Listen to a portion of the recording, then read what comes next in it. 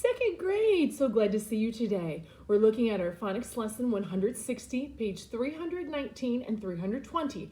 Now we're going to go ahead and get started and we're going to go through our phonics chart. Let's go ahead and look at phonics chart 13. Say it with me, please. And we're going to hop on the clue word. We'll do two hops. Full in beautiful, hyphen F-U-L, air in care, A-R-E, 10 in mountain, T-A-I-N, you're in pure, U-R-E, chur in pasture, T-U-R-E, war in warm, W-A-R, Sean in nation, T-I-O-N, Sean in missionary, S-I-O-N, Jean in television, S-I-O-N, A in 8. E-I-G-H, in sailor, O-R, in dollar, A-R, it in crystal, Y, air in cherry, E-R-R. Good, now notice these were the special sounds that were on your spelling list last week. So these are the ones that are a little bit more difficult, but the ones you have to remember and recognize. Now let's go ahead and we'll look at chart 11. So on chart 11, this time when it's the clue word, I want you to come up, okay, in a V. In shovel, O. In banana, A. In city, C. In faucet, A-U. In saw, A-W. E in leaf, E-A. F in thread, E-A. A in steak, E-A. E in brownie, I-E. E in key, E-Y. A in obey, E-Y.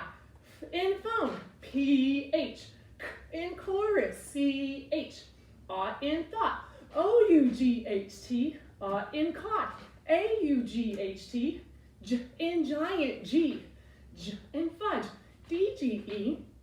Now, notice that you have two J sounds.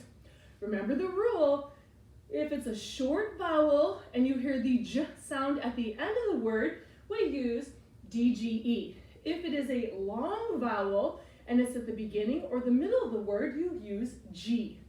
D-G-E will never start out a word. And then you'll notice the E-A sounds.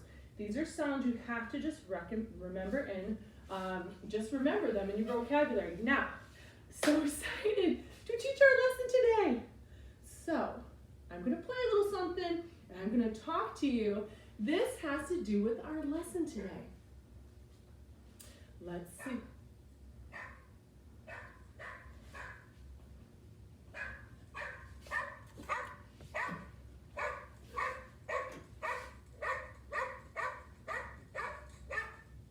What do you hear? You have to know what that sound is.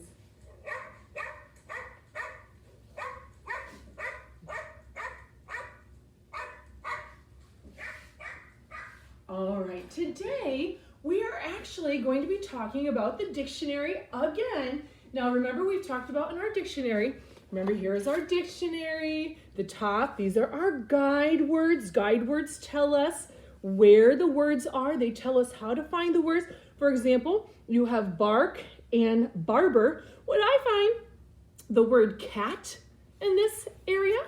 I wouldn't, because our guide words tell us that only words that start with the letter B are on this page. So you heard, what was that noise? It was the bark of a dog. Now, remember in your dictionary, right next to the word bark will be how the word is sounded out. Sometimes the words are broken up into syllables so you can sound it out. This word is just one syllable, bark. So they sounded it out and put it this way. And they did tell you that it was a verb, because this puppy, his barking, that is an action. Now listen again.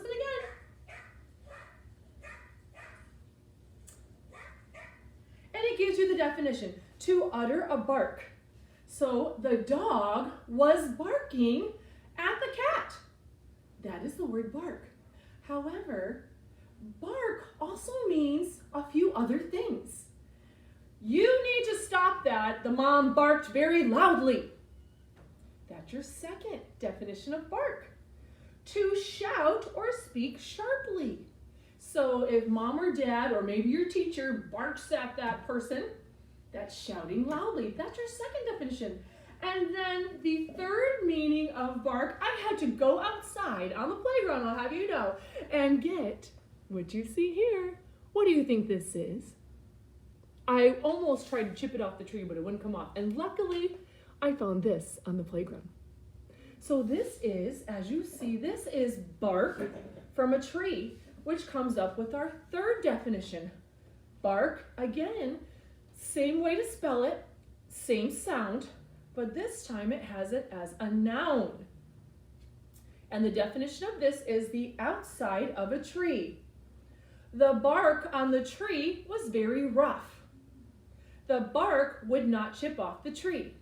So see how you can take a word and it had multiple meanings. So sometimes in the definition, in your words that you're going to look up, you're going to have to know what each word is trying to say.